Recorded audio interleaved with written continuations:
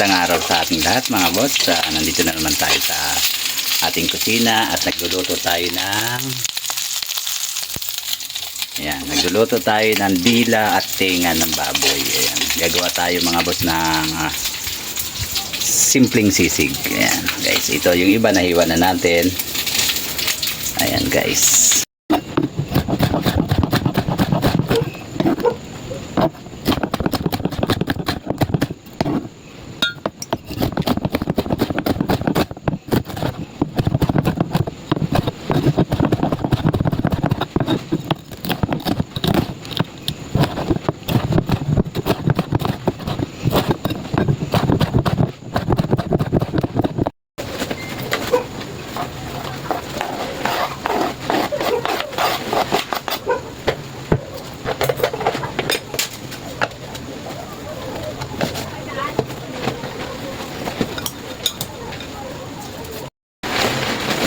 At dito nga mga boss, ilalagyan natin siya ng Lady's Choice Mayonnaise. Yan.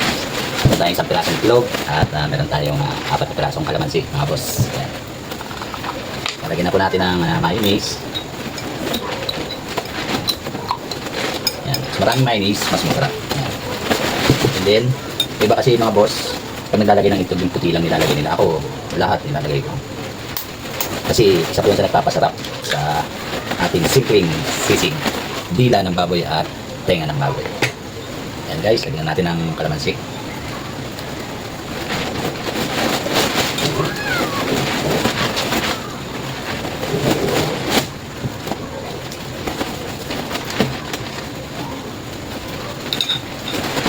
guys, ito na yung itsura niya.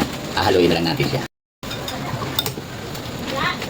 Doon pa sa hindi po nakakaranas pa na magluto ng ganitong simpleng timpla ng sisig na ang gamit po na karne ay yung dila ng baboy at saka yung tenga ng baboy. Ito po ay napakasarap. Medyo pakikrispy lang po ninyo yung pagkakaluto para medyo crunchy pag ginagatin nyo.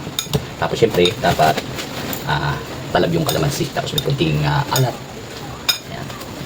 Tapos kapampong pampalinamnam nito yung itlog na nilagay natin. Ayan. Ayan. Ito siya guys, tikman natin.